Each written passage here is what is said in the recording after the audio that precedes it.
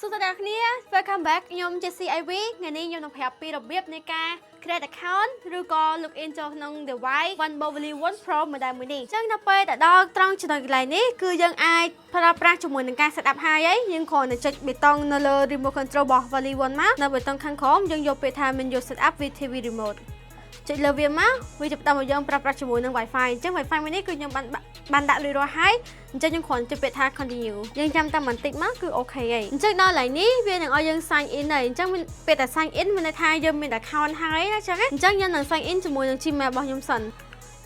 អញ្ចឹងដល់ពេលយើងចុចជាមួយនឹង email ហើយយើងគ្រាន់តែចុចនេះទៅទៀតមកកន្លែងនេះគឺតម្រូវយើងប្រើជាមួយនឹង password របស់ Gmail អញ្ចឹងបន្ទាប់ពីយើងបានប្រើប្រាស់ជាមួយនឹងការដាក់ password ហើយវានឹង load ឲ្យយើងហើយអញ្ចឹងវានឹងសនៅក្នុងទូរស័ព្ទរបស់យើងអ្នកនរគ្នាវានឹង load ជាមួយនឹង new sign in Version 1នេះ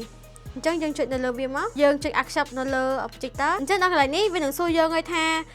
តើយើងពិតមែនអត់ដែលប្រើជាមួយនឹងការ sign in ចូលទៅក្នុង projector មួយនេះអញ្ចឹងបើសិនជាយើងគឺយើងយកពាក្យថា yes it was me ចុចពាក្យ done មកអញ្ចឹងនៅលើ projector យើងគ្រាន់ចុចពាក្យ accept មកចុច allow agree turn on អញ្ចឹងដោយសារតែយើងប្រើប្រាស់ជាមួយនឹង Google TV វានឹងចេញមកបែបនេះហើយអសរអ្នកគ្នាដែលធ្លាប់ប្រើពីមុនមកអញ្ចឹងខ្ញុំជ្រើសរើសយកពាក្យថាអូខេនិយាយធម្មតាមក living room អញ្ចឹងដល់ពេលវាចូលដល់ពាក្យថា get to most of your Google TV យើងចុចទៅលើពាក្យថា go to Google TV មកបាននេះចឹងដល់កន្លែងនេះគឺយើងមានកម្មវិធីប្រើប្រាស់រួចរាល់ហើយអញ្ចឹងនៅក្នុងវីដេអូនេះខ្ញុំនឹងប្រាប់ពីរបៀបនៃការ create account Gmail នៅក្នុង Digital OnePlus Version 1 Pro អញ្ចឹងដល់ដំណាក់កាលនេះយើងគ្រាន់តែចុចលើពាក្យថា create account អញ្ចឹងមកដល់កន្លែងនេះយើងត្រូវតែប្រើប្រាស់ជាមួយនឹង Gmail ថ្មីយើងអាចដាក់ Gmail ឈ្មោះអីក៏បានដែរឧទាហរណ៍ថា Version 1ខ្ញុំប្រើពាក្យថា Version 1តែម្ដង basic នៃ information របស់យើងថ្ងៃខែឆ្នាំអីយើងដាក់ថ្ងៃណាក៏បានដែរអត់សំខាន់ទេកន្លែងនេះយើងដាក់